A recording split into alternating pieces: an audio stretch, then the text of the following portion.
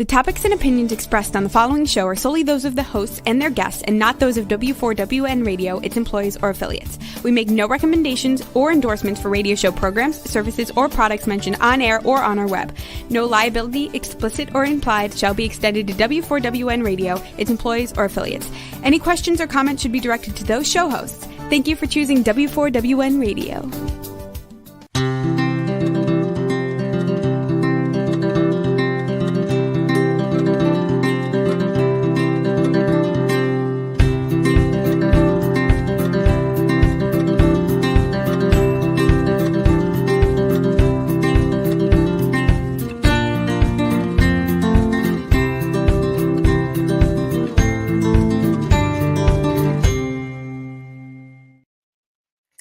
Welcome to my radio and TV show, Debi Changes Lives. I'm Debbie, your certified holistic health coach.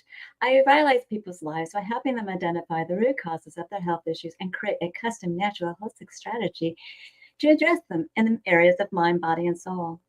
As a health coach, I'm not allowed to say that I heal, treat, cure, prevent, or diagnose any diseases. I simply make your body more efficient by reducing symptoms. You'll feel better, be more productive, and enjoy life so much more. Is intermittent fasting a fad? No, it's actually popular because it works. YFast is an intermittent fasting program that helps you get your cells and body humming and in turn boosts your metabolism. It's rich with high dense nutrition and nutrients. It also helps with mental clarity as well as repairing cells and bringing down inflammation. It has rich nutrients and as well as good nutrition and a program behind it with exercises and recipes. It's composed as a natural part of all my programs and it can easily be done by itself. You can get more details on it from me and my coaching programs on my complimentary consultation button of my link tree, which is Debi Changes Lives, DEBICHANGES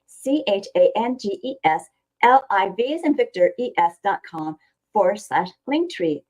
LINKTRE, and I'll fill you in on the details. And as a certified holistic health coach, I do revitalize your health and your life in different areas of health.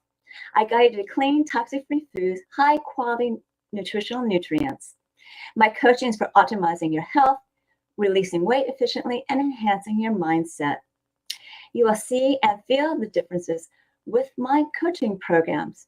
Today, I'm thrilled to have back Compound Pharmacist Ben Fuchs. He is a dynamic speaker in health and fitness and also a skincare expert. He's also a radio show personality. He has his own show called The Bright Side, and he's on many of critical health news shows, including Daily with Doc with my friend Becca Dukes on Friday at 12 p.m. Pacific. And you watch the show at bit.ly/daily with Doc and tell them that Debi Changes Lives sent you. Today, we're going to unveil the truth about cholesterol, the good, the bad, and the essential. So let's welcome Compound Pharmacist Ben Fuchs back to my show. Welcome back, Ben. Well, hello there. Nice to see you, Debbie. Compounding. It's a verb. Compounding. Okay. Compound. Compounding is the art of making medicine. When you go to Walgreens or Albertsons or whatever your local pharmacy is, the pharmacist takes the pills. In pharmacy school, we used to say, count, pour, lick, and stick. Derisively, I might add. Where you count the pills, you pour the pills, you lick the label, you stick it on the bottle. Here's your pills. Compounding pharmacists make the medicine.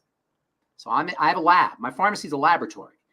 And I don't do compounding pharmacies typically will make medicines either in different doses than are available by a manufacturer. So you may need like a tiny dose or a baby dose. So compounding pharmacists will make a smaller dose. They'll make hormone products and they'll make medicines that aren't available, perhaps are manufactured by big drug companies, but they're still necessary. So they make various medicines. I compound for the skin. I practice skincare compounding. I'm what's called a dermatology pharmacist. So I make products for people with burns and eczema and post-surgical scarring or prevention of post-surgical scarring, traumas, etc. And this is where I learned how to make my over-the-counter products. Because at the end of the day, Deb, if a product is not healing your skin, it's not beautifying it either. And this is the missing link in skincare. And it's why so many people are not satisfied. In fact, most people are not satisfied with their skincare products because they're not healing products. And you're also a speaker for health and wellness. So why don't we talk about the truth about cholesterol, the good, the bad, and the essential? Yeah, I was intrigued by that. Why do you want to talk about cholesterol? Well, tell me. Because I have a lot of people that have a misconception about cholesterol. That is true. I agree with that. And there's a lot of misunderstandings. There's a lot of misunderstandings about health in general, as you know, from being a certified holistic health coach. I'm sure you hear all kinds of myths that people perpetuate. They either heard it from the medical model or the internet or social media, et cetera. So yeah, there's a lot of misunderstandings in general about health, but specifically there is no more misunderstood molecule in all of biochemistry, in all of biology than this incredible, to a biochemist, and I consider myself a biochemist. I'm a pharmacist, but I love biochemistry. To a biochemist, there's no more valuable, multifunctional, and important biochemical in the body than cholesterol. And it just breaks my heart. It makes me so sad to see this wonderful molecule demonized and vilified and kind of turned into a caricature for what's wrong with the body. And so like you said, I'm an advocate for health. I'm an advocate for beauty. I'm an advocate for the body. And I'm an advocate for the biochemicals in the body, specifically for the one we're talking about today, cholesterol. Okay, so why don't we talk about what is good about cholesterol? What is good about cholesterol? Well, good is not real. I don't know if I'd say good. Well, it's a feeling, right? I'd say important. In the car business, manufacturers of automobiles will make a chassis, and then they'll attach accessories to the chassis. They'll modify it, right? And that's how you get a Jaguar or a Ford Taurus. I don't think they make Ford Tauruses anymore, or a Chrysler this or that. But basically the chassis is the same, and then they tweak it. Like, did you know an Audi is basically a Volkswagen? It's a Volkswagen chassis. Yes, right? Yes, I know. It's that kind of thing. So this idea of modification of a chassis, modification of a basic component, is a fundamental aspect of biochemistry. It makes sense because then the body has to make a whole bunch of different chemicals. It can make a chassis and just modify it. Cholesterol is a chassis. It's the most important chassis in the body. Possibly. I think it's the most important chassis in the body. And by modifying cholesterol, you can create estrogen, testosterone, cortisol, vitamin D. You can create all of the steroid hormones which are responsible for growth and for repair and for thriving and for survival, for stress management, for building. Cholesterol modifications, turning the molecule into a steroid hormone, creates wonderful, wonderful biochemical processes that allow us to survive. In fact, interestingly, plants don't make cholesterol. Only humans or only animals make cholesterol. There's no plant cholesterol. Cholesterol is the distinguishing feature that differentiates animal life from plant life. So what is the difference between animal life and plant life? Animals move. Cholesterol. And they have vertebrae too. They have vertebrae, but in terms of their behaviors, animals move. Plants don't move. Well, guess what? Cholesterol is responsible for movement, by virtue of its role, the role it plays in muscle health. Animals don't think. They don't have a brain. I'm sorry. Plants don't think. Some animals don't think, but some humans don't think. But plants don't think. They don't have a brain. They don't have a nervous system. Cholesterol is important for the nervous system. Cholesterol is the distinguishing molecule that makes you, Debbie, and me not a fern plant, which is why, to me, as a pharmacist who's dedicated their lives to helping people, I get so angry when the medical model, doctors and healthcare professionals demonize this wonderful molecule that distinguishes you from a fern plant. You want to be a fern plant? Shut down your cholesterol production. You want to be vegetative? Stop making cholesterol. But there's more than that. Cholesterol is not only critical for the production of other molecules as a chassis, steroid hormones in particular, and vitamin D, by the way, vitamin D being a kind of modification of cholesterol, a type of cholesterol. When I say modification, I really think of it as a type of cholesterol. I think of estrogen as a type of cholesterol. I think of testosterone as a type of cholesterol. I think of progesterone as a type of cholesterol. Cortisol as a type of cholesterol. Vitamin D as a type of cholesterol. So it really marginalizes it a little bit to say, well, cholesterol's turned into a steroid hormone. It's much more powerful and impactful to say steroid hormones are versions of cholesterol. Vitamin D is a version of cholesterol. So you shut down your cholesterol production, you're going to shut down vitamin D production. You're going to shut down estrogen and testosterone production. You're going to shut down all your steroid hormone production. But there's more. Probably the most valuable and important role for cholesterol is, let me just say one more thing. Cholesterol is a very important part of bile. Cholesterol goes to make bile. And so without cholesterol, if you don't have enough cholesterol, not only are you not going to be able to process your food correctly, because bile is important for fat processing, food processing, but also detoxifying molecule. So without making bile, if you don't have enough cholesterol, you're shutting down cholesterol production. You're impacting your detoxification. Mm-hmm. And then another role for cholesterol, possibly the most important role for cholesterol, is as a functional component of the cell membrane. All cells in the body are coated with a membrane. I'm sure you know it. And this membrane is composed of a lot of fatty molecules. It's a lipid membrane. And one of the most important fatty molecules, cholesterol is a fat, is cholesterol. Now, if you're on hormone replacement therapy, hormones don't work if your cell membrane does not work. If you're trying to nutriate a cell and feed a cell, you can't feed a cell effectively if the membrane is not functional. If you're trying to have a healthy cell, you got to have a healthy cell membrane, because the cell membrane is important for not only the feeding of the cell, it's not only important for hormonal interactions with the cell. Hormones turn cells on and allow cells to be functional, but the membrane itself is important for cell-to-cell communication. Cells talk to each other by virtue of the membrane. As we age, our cell membranes become dysfunctional. This is a hallmark sign of aging. This is one of the reasons why our bodies don't function as well as they should as we get older. When we're sick, the inflammatory process plays a role in the functionality of the cell membrane. And this is why inflammation plays one of the reasons why inflammation plays a major role in health. Cholesterol makes the cell membrane healthy. It's one of the most important health-giving molecules, health-imparting molecules in terms of the cell membrane that's in the body. So you've got the production of steroid hormones, you've got the production of vitamin D, you've got the production of bile, you've got cell membranes. Possibly the most important role in all of biochemistry is the role that cholesterol plays in strengthening the cell membrane. Then you've got wound healing. Cholesterol is a healing molecule. It's stored in the skin where it helps heal the skin. And by the way, the cholesterol in the skin is what's turned into vitamin D by the action of the sun. So cholesterol is a healing molecule. It's a strengthening molecule. It is a precursor, a chassis to the steroid hormones and to vitamin D. You'd be hard-pressed to find a more functional and important molecule in the body than cholesterol. Now, you say, well, what the heck? Why, with all these amazing things, why has cholesterol been so demonized? Well, it turns out that because cholesterol is a building molecule, when the body is signaled to heal, when healing is necessary, or when building is necessary, or when repair is necessary, the body will upregulate the production of cholesterol. Upregulation, that's my favorite word in biochemistry, by the way. And this is what all of my Truth Skin Health products are designed to upregulate biochemistry. I'm fascinated with this phenomena of upregulation.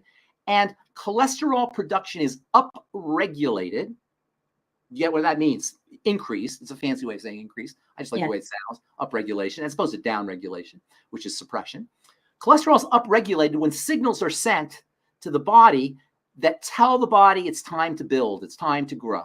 And what we have done as a culture is we have sent the body signals almost nonstop for many people that it's time to grow and that it's time to move, that it's time to build, that it's time for cells to divide, even when it's not necessary. We've tricked the body into thinking it's supposed to be building. And what do you suppose it is that we do on a regular basis? By regular, I mean on a daily, on a multiple times a day basis, that tells the body, hey, you got to be building now. It's time to build. Let's upregulate cholesterol because there's some building that's going on. What do you think we do on a regular basis, on a daily basis, on a multiple times a day basis that tells our body we're supposed to be building? Well, it could be that we're consuming food. Close. You're on the right track. What kind of food? What's the kind of food? Oh man, you don't want to eat oils and things like that. No. The main signal for building is sugar. Sugar tells the body to build. Sugar stimulates the production of insulin. Insulin's a growth hormone. So yeah, sugar creates inflammation too. So that's above and beyond. So we can talk about that in a second. But what I want to get across here is that we have tricked the body into thinking it's supposed to be building by our ingestion of sugars and by our elevation of insulin. Sugar and insulin tell the body it's building time. From an evolutionary biology perspective, the reasoning is it was summertime when we got sugar. You didn't get sugar in the wintertime when you were a caveman. Back in the days, your Paleolithic days and your days on the African savannah, 500,000 years ago, 1 million years ago, as our body was evolving, there was no sugar. So sugar was found only in the summertime when you got some berries or maybe some honey. Sugar tells the body it's time to build. And over the course of our lives, we send the body these signals through our ingestion of sugar that it's time to build. And the main reason for elevations in the production or upregulation in the production of cholesterol is sugar and insulin. Let me say that again to any healthcare professional who thinks they need to lower cholesterol to protect the heart, because that's really the thinking. You lower cholesterol to protect the heart. It's not the cholesterol, it's the sugar and it's the insulin that are responsible for the cholesterol, which you're blaming for the heart disease. Blame the sugar. Diabetes and elevated cholesterol go hand in hand, and any diabetic will tell you they have high cholesterol. In fact, there's prescription drugs now that are designed for helping you handle blood sugar and lowering your cholesterol all in one, because they go together. And this is the problem, Debbie. The problem is not our cholesterol. Our bodies are not stupid. It's not just jacking out cholesterol and you need to have some kind of pharmacological intervention because your body's an idiot. This is the thinking. Oh, your body's so stupid. The immune system, it just goes crazy. The cholesterol, it just goes crazy. We're the healthcare professionals. We're the humans. We're so much smarter than your stupid body. Take some statin drugs, take some medication, and we'll lower the cholesterol. The cholesterol goes up because your body's been tricked. And so the simple little things that we need to do to improve our health are where we should be placing our attention, not on pharmacological intervention and testing your cholesterol levels and seeing what kind of drugs you can take to drop the production of cholesterol. Reduce your calories, reduce your sugar intake, use your sweeties from longevity and your healthy blood sugar pack to lower your blood sugar. Your cholesterol will drop like a stone, and so will your blood pressure. And so will your body weight, and your longevity will increase. Statin drugs shut down the production of this very valuable drug that is being upregulated because we're tricking the body into upregulating it. And while we're on the topic of misunderstandings that are out there in the zeitgeist, in the general public, amongst the general public, LDL and HDL are not cholesterol. Oh, yeah, one more thing. There's no such thing as good cholesterol and bad cholesterol. That's nonsense. Cholesterol is a molecule. That's all. It has a specific molecular shape. It's not good with a smiley face on it and bad with a frown on it. That's infantilizing the general public. And this is what our healthcare professionals like to do. They like to treat us like babies. There's no good cholesterol and bad cholesterol. So you say, oh, my gosh, I have my HDL. That's my good cholesterol. I got to get that up. Oh, my LDL. That's my bad cholesterol. I got to get that. What the heck are you talking about? HDL is high density lipoprotein. LDL is low density lipoprotein. Do you hear the word cholesterol in there anywhere? No. HDL carries cholesterol. Cholesterol is a fat. It can't get into the bloodstream effectively. It can't flow through the bloodstream effectively. It's a fat. It'll gum up the blood. So nature has created these bubbles. They're called lipoproteins. A lipoprotein is a bubble that has a water solubility profile that allows it to travel through the blood. So HDL and LDL are bubbles that carry cholesterol. HDL is said to be good cholesterol. Why? Because it gets stored. It goes from the blood into the liver. LDL is said to be bad cholesterol because it goes from the liver into the blood. So they're thinking, oh, well, it's coming out of the blood. It must be good. It goes into the blood. It must be bad. No, they did some studies and they found, oh, people, and by the way, studies are the worst way to assess how important or how functional or what a molecule does in the body. So they do these studies and they found, oh, well, you had a higher risk, whatever that means, of getting a heart attack if your HDL was up. I don't know what higher risk means. They do these things with statistics. And so in terms of statistics, the statistics say that you're more likely to have a heart attack if you have HDL and less likely to have a heart attack if you have LDL, elevated LDL. Or LDL elevations are associated with heart disease. HDL is associated with protection. But these are just statistical analyses because people who have high HDL, so the good cholesterol, and low LDL, they drop dead of heart attacks all the time. And on the other hand, people who have high LDL and low HDL, which should be bad for them, they live long lives all the time. So these are nonsensical statistical understandings or conclusions because they're not for everybody.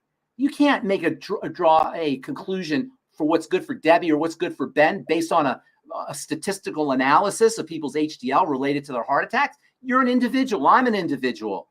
And so people are getting drugged based on statistical analyses. People are getting their organs taken out based on statistical analyses. People are getting put on different insurance programs and different drugs based on statistical analyses. So wow. HDL and LDL are said to be good and bad. They're not nothing of the kind. And by the way, LDL cholesterol, bad cholesterol, is super valuable for the immune system. It's super important for the immune system. So you can't make these simplistic assessments on things like HDL, on LDL, on cholesterol, without really understanding what these molecules are doing. Now, one last thing I want to say here is that as important as cholesterol is, most of the cholesterol is made in your blood, is made in the body. It's not coming in from food. Food, the elevations in cholesterol are not from eating cholesterol. They're from eating sugar. Cholesterol is produced by the body because it's so valuable. So these low cholesterol diets are also silly. You want to go on a low sugar diet is what you want to do. And it turns out that the foods that contain cholesterol, surprise, surprise, are the building foods, eggs and dairy and organ meats. And the cholesterol in all of these foods, these building foods, is found in what I call the cholesterol complex, which is a complex of molecules that contain cholesterol and also contain phospholipids, which are important for the cell membrane, and also contain the fatty vitamins, which are important for survival and for growth and for repair. And they also contain, this cholesterol complex also contains something called lecithin, which you've probably heard of, which is incredibly important for the brain and for neural membranes and for the digestive system and for all cells.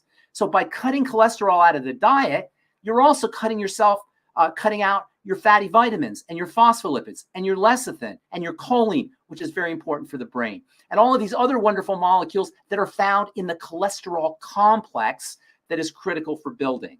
So our misunderstanding, arguably, our misunderstandings of cholesterol are responsible for our poor health. Our misunderstandings of cholesterol are responsible for the demonization of this incredibly, incredibly valuable molecule whose levels are tied to the real problem, which is sugar and insulin. In fact, you've probably heard me talk about the triangle of disease. Yeah. The triangle of disease are the 3 points of bodily breakdown that underlie all chronic degenerative disease.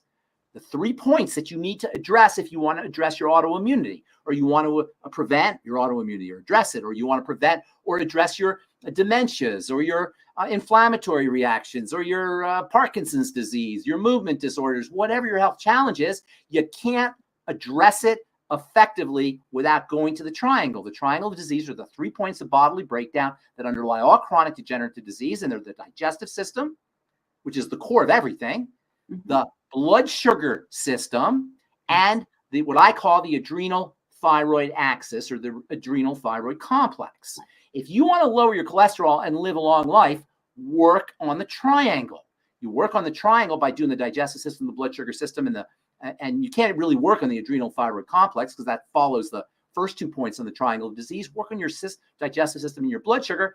And most importantly, for reducing your cholesterol, work on insulin and your dietary intake of sugar and of calories. This is the most powerful health strategy there is calorie restriction and intermittent fasting. You'll lower your blood sugar and your insulin, make your insulin more sensitive, and reduce the load on your digestive system. You'll support all 3 points in the triangle of disease simply by reducing your caloric intake and practicing intermittent fasting. Well, you said a lot, but there's tons. I want to say one last thing though. Cooking cholesterol is a problem, and you want to be very careful about producing something called oxycholesterol. And while cholesterol is incredibly important and incredibly valuable, oxycholesterol is just as dangerous as real cholesterol or intact cholesterol is valuable. And this oxidized version of cholesterol, oxycholesterol, is linked to all kinds of health challenges, including cancer and heart disease, very inflammatory molecule, and it's produced when you cook cholesterol at high levels. So cholesterol-containing foods should not be cooked at very high temperatures or overcooked. You got to be very careful with your eggs and your organ meats and all the foods that contain cholesterol because of the production of this oxidized version of cholesterol called oxycholesterol. Yeah, so if you have a barbecue at this time of year, you want to make sure you don't charcoal your meat. Everybody likes their meat charcoal, right? Go rare. If you're going to do meat, go rare and be very careful with the meat. Meat's obviously a valuable food, but it's also a problematic food. Yeah. What's really fun about barbecuing is you can make these shish kebabs, and you got to really pay attention to it. I know, and also the char happens to be very tasty, but that's really a big problem. Let me say one thing about cholesterol in the skin. I forgot to mention. Cholesterol is stored in the skin, as I say. It's what's turned into vitamin D by the action of the sun, but cholesterol in the skin is tremendously skin softening, moisturizing, and healing. And I actually use cholesterol in my topical skincare. My most important healing product contains topical cholesterol, and topical cholesterol not only heals the skin, but it also has sun protection properties. Mm-hmm. So topical cholesterol can actually have some anti-aging and photoprotective benefits too. And would that be your omega-6 serum? Our transdermal C serum has cholesterol in it, absolutely. And also my omega-6 healing cream, which is a burn cream, a really, really powerful and effective burn cream. And the secret ingredient is actually cholesterol. Oh, that's cool. You think I love cholesterol? You better believe I absolutely love this molecule. Well, I love what the vitamin C serum does. It really makes your skin soft and. Well, yeah, we could talk about vitamin C too. Vitamin C is another. One of my favorite distinctions, which is one that only chemists make usually, and by the way, let me just say this real quick. Clinical chemistry is different from biochemistry. When we think of chemistry as lay people, we just think of chemistry, but there's different types of chemistry, right? There's physical chemistry, there's geochemistry, which is chemistry of rocks. There's biochemistry, which is the chemistry of biology. There's botanical chemistry, the chemistry of plants. When you go to a doctor or a healthcare professional, typically, you are being worked on via the practice of clinical chemistry. Clinical chemistry is the chemistry of the clinic, right? So clinical chemistry is the chemistry of measurements. What's your blood pressure? What's your BMR? What's your thyroid hormone? BMI? What's your thyroid hormone? What's your cholesterol levels? What's your insulin? What's your blood sugar levels? These are all metrics that are used to see how healthy or unhealthy you are, and they make up what we call clinical chemistry. What we're talking about here, when we talk about cholesterol and the importance of cholesterol, is biochemistry. Clinical chemistry doesn't understand biochemistry. Clinical chemistry is the chemistry of how high your cholesterol levels are and what's the relationship between your HDL and your LDL and your heart disease. Biochemistry is what the heck cholesterol does and why it's so darn important for you. And when we're sick, we're not sick at the level of clinical chemistry. We're sick at the level of biochemistry. There are a lot of people who have high cholesterol, they live long lives. Low cholesterol, they have short lives. There's a lot of people with high blood pressure living long lives and low blood pressure living short lives. There's lots of people who have elevated thyroid hormone or low levels of thyroid hormone, and they're perfectly healthy. There's other people who have perfect thyroid hormone and they have symptoms of hypothyroidism. or at least statistically have perfect thyroid hormone. So you can't go by numbers. Everybody's different. And by the way, own fingerprint of health, right? Fingerprint of health, exactly. So what's good for you is not good for me. Your thyroid hormone, you may need to have a certain level of thyroid hormone. I may need more. You may have a certain blood pressure that you're fine with. That may be too high for me. So it's not fair for a healthcare professional to use these statistical metrics without assessing the patient for symptoms and for their biochemical phenomena, which is by looking at the patient, asking the patient questions, looking at their skin or their nails, seeing how much energy the patient has. This is really the way that you want to determine how healthy a patient is. There are some times when metrics can kind of give you a certain guideline, but you don't want them to be the end all and be all, and just to dose your patient or to surgically operate on your patient or manipulate your patient surgically or to electrocute your patient or ablate your patient based on strictly statistics. So these numbers, you have to be very careful with clinical chemistry measurements. And I think clinical chemistry measurements, or the misunderstanding of clinical measure, or the overall over-reliance on clinical chemistry measurements is one of the reasons why we don't get treated the way we should get treated. A lot of patients go to the doctor and they got bad fingernails and they got dry skin, their hair's falling out, their cholesterol levels are high, and they have all the symptoms of hypothyroidism. And by the way, elevated cholesterol is linked to hypothyroidism, to poorly functioning thyroid. They have all the measurements, all the symptoms of hypothyroidism. The doctor takes their thyroid measurement, says, "Oh, you're normal. Nothing wrong here." And you're like, "Well, wait a minute. I'm tired all the time. My hair's falling out. My skin is lousy. I got all the signs of hypothyroidism, of poorly functioning thyroid." And they go by the numbers. And this happens a lot. If you just go by the numbers and you don't go by what the patient is telling you or what the symptoms of the patient are telling you, you're missing an understanding of what's really happening in the body. When you go to the doctor and they say, "Debbie, your thyroid hormone is really low," or "Debbie, your blood sugar is really high," what they're saying about these highs and lows are based on something called reference ranges. Did you ever get your blood workup where you see highs and lows? Yes. And they compare it to normal, right? It has a reference range. Exactly. The reference range is the criteria that determines whether you're high or low, right? Based on the reference range. Mm-hmm. Well, do you ever wonder where those reference ranges come from? Don't you think that's important to know? But isn't it their statistics that you were talking about earlier? Yeah, but where do they get them from? From trials and clinics. I don't know. Where do they get them from? I don't know. The reason I'm asking is because I know you didn't know the answer, because nobody knows the answer. But don't you think that would be an important question? Because you're about to get your thyroid taken out, or your thyroid removed, or your gallbladder taken out, or part of your intestine removed, based on a number, based on a reference range. Don't you think it's important to know what these reference ranges are? Has anybody ever asked? Okay, yeah, doc, I know my thyroid's low, or my thyroid hormone is low, or my thyroid hormone is high. Based on what? Higher than what? Lower than what? Oh, lower than normal. What's normal? What does normal mean? Oh, it's a reference range. Okay, where do you get the reference range from? So here's where they get the reference range. They take 100 people or 1,000 people or 10,000 people, and they do a bunch of numbers and statistics and see what their measurements are and see what their effects of these highs and lows are. And they stick them into a computer and they get an algorithm and they have a reference range. It's statistics. It's numbers.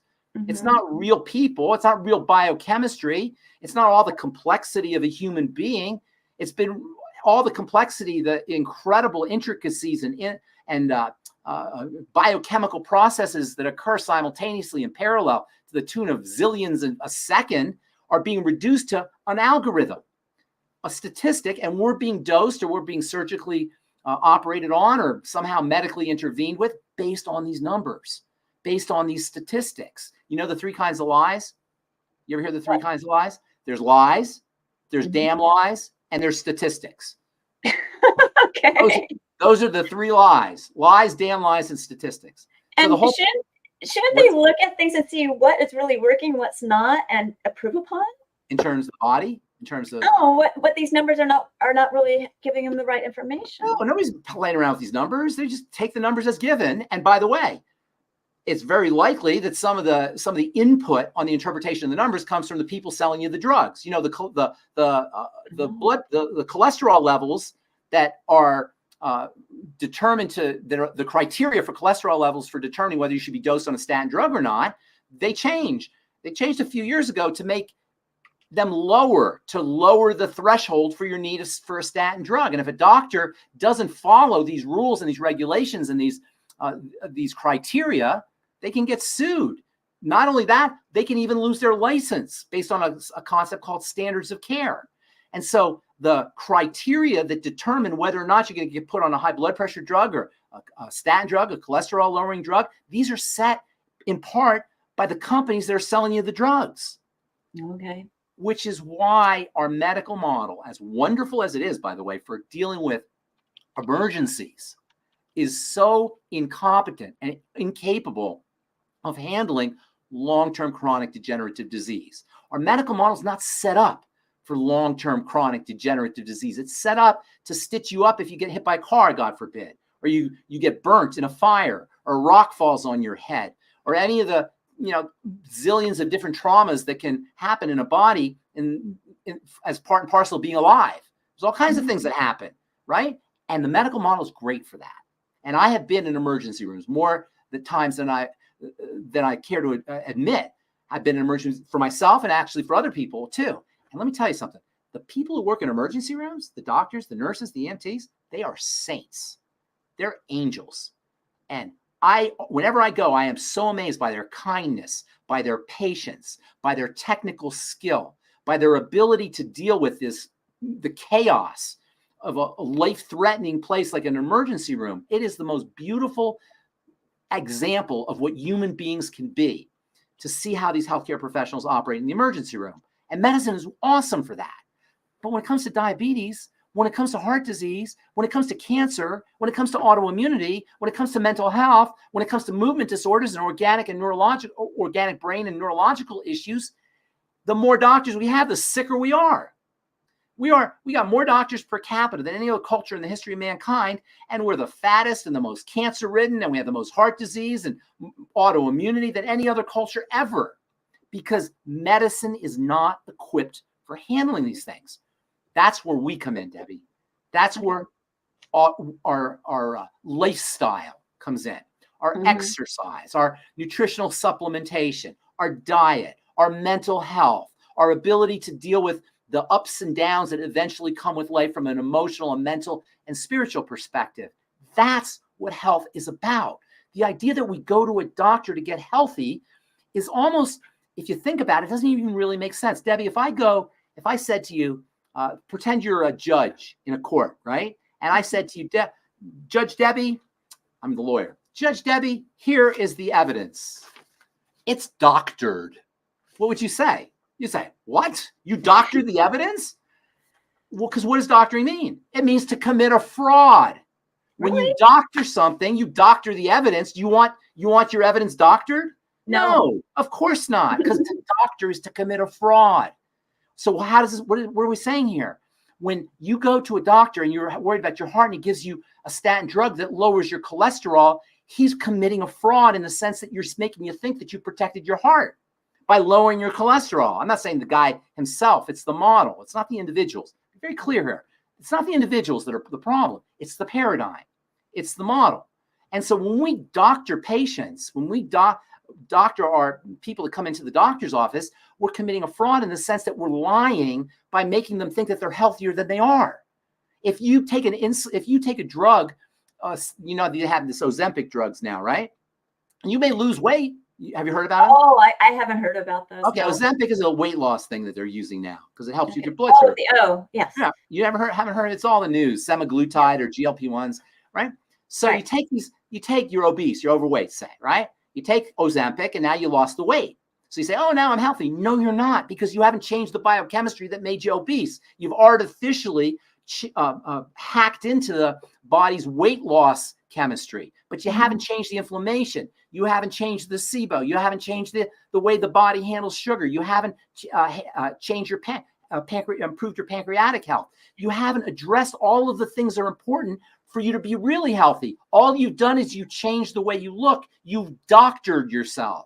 Yeah, you haven't changed your lifestyle. You haven't changed, not the lifestyle, Debbie. You haven't changed the health of the body. Yeah, you lost the weight, but you haven't changed the health. And as soon as you get off the Ozempic, you're going to get big again because you haven't changed your health. So when we doctor for addressing our long-term health challenges, we're committing a fraud in the sense that it looks like we're healthier than we are. If your blood pressure is high, there's a reason that it's high. There's inflammation, or the blood is too thick or too sludgy, or there's something going on that's making the blood pressure high. Maybe the blood pressure forces the blood to come out with greater force, greater pressure. So maybe there's parts of your body that need more blood. So maybe the pressure's high because you need more blood in certain parts of the body. So some of the blood vessels close and other ones open up. But if you take a blood pressure drug, now you're forcing your body, you're forcing the blood vessels to open up so the pressure drops, or you're forcing the heart to slow down so the pressure drops. But you haven't taken care of the sludgy blood or the inflammation that's causing the high blood pressure in the first place. Exactly. So, right? So we're taking care of the symptoms superficially with pharmacology or with surgical procedures, but we're not making the patient healthier. That's the fraud. So if you have gallstones, and the main reason for gallstones is because you got some kind of digestive issue, you got some kind of toxicity issue. So you take, the doctor says, oh, we'll just take your gallbladder out. Well, great. Now you're not going to have gallstones, but you're not going to have a gallbladder to process your fats. Go ahead. I'm sorry. I guess we had a question come up. What helps with thick blood? Are we live? Is this live?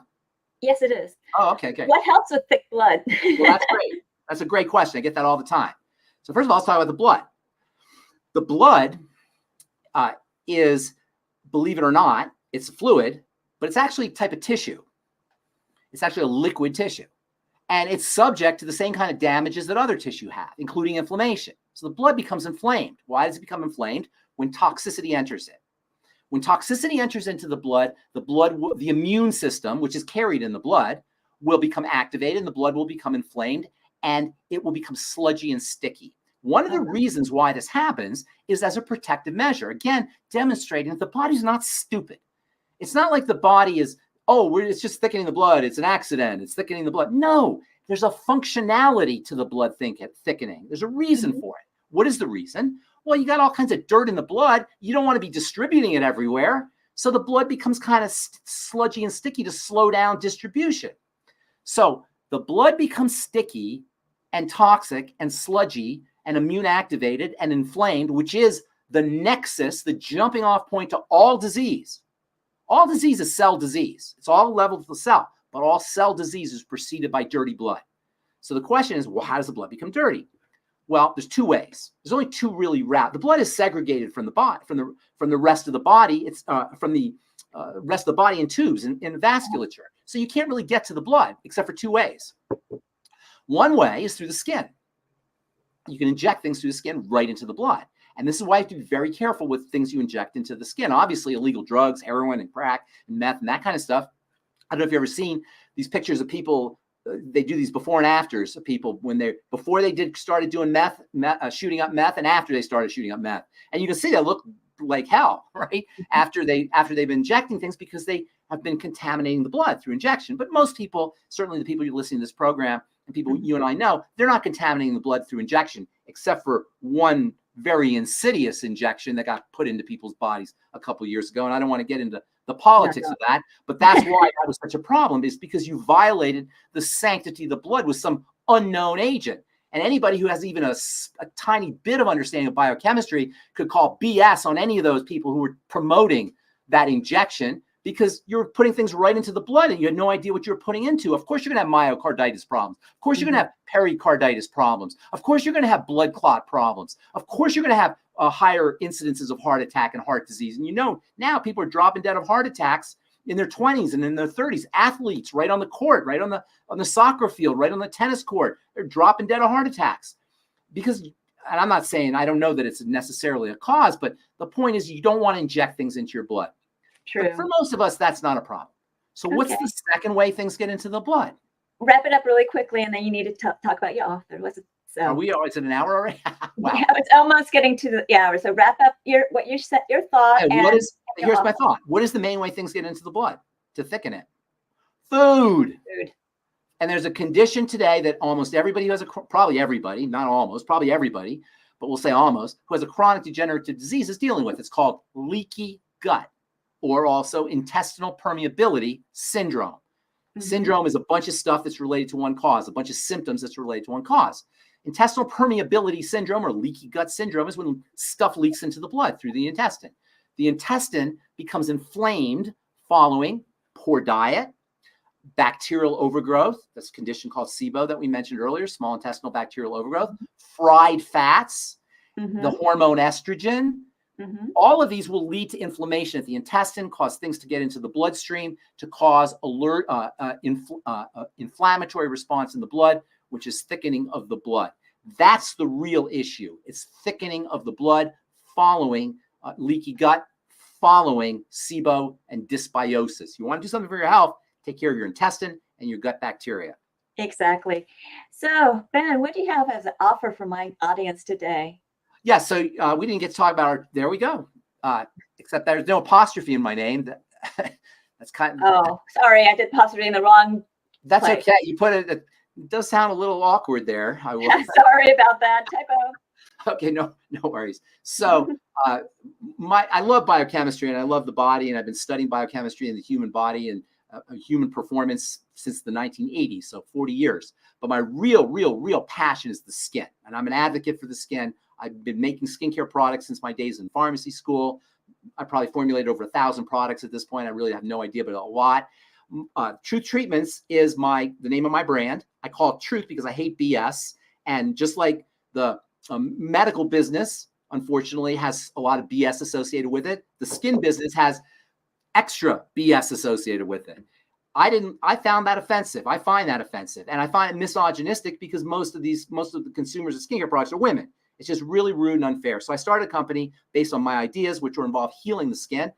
I told you earlier, I have a dermatology pharmacy, and in my pharmacy, I compound for people who have burns and traumas to make skincare products that they can use to accelerate healing. What I found was that when you treat a burn, the skin comes back more beautiful. So all of my True Treatment formulations were initially first aid products or healing products for people who had traumas. I repurposed them for skincare products, and they are incredibly powerful and incredibly effective. I call it The Truth, and we're offering your listeners a discount, 20% discount if they type in it says right there, TTS Debi 20. That's DEBI. TTS Debi 20. I suggest people order my Truth Discovery Kit, or if they want if they don't want to have that's like a sampler kit. If they don't want that, get my Truth Transdermal C Serum, which is fat soluble vitamin C, almost 80% fat soluble vitamin C. That means almost 4/5 of every drop, and you only need 1 or 2 drops. All my products, I took out the water and the wax and the filler. I left behind the active ingredients.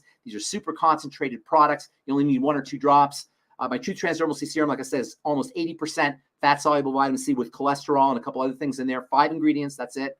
And then my Biomimetic Mineral Mist, which, Debbie, I know you love minerals, and I love minerals too, is plant-derived ionic minerals that go into solution and create electrical charges on the skin that not only improve the penetration of your transdermal C Serum, but also have their own nutritional properties, antioxidant properties, oxygenation properties, and hydration properties. These are nutritional. All my Truth Treatments are nutritional supplements for your skin. They're topical nutritional supplements. Yeah, and then I help people with, topical and internal. So Ben, thank you for being on the show. I always learn so much from you, but I do have to close up the show. I don't know if we're gonna have time for closing remarks, but I will have you back again, okay? I love it. Have me back anytime. And you're doing great work too, Debbie. Awesome. Props to Debbie Voris. You're doing great work. You don't have to do this show. Thank you so much for doing it, for sharing the word, for being a health coach, and for helping people. You're doing awesome stuff. Okay, thank you. Well, everybody, I got to say that I normally close out with my services and products, but I'm going to just tell you that I guide you to a clean, toxic-free diet. You can go to my link tree for my programs and my services, and I'll explain this some other time, and you can forward through the other slides. So if you want to reach out to me for my products, programs, and services, feel free to. You need to subscribe to my newsletter for more information. That's debbichangeslives.com/radio TV show.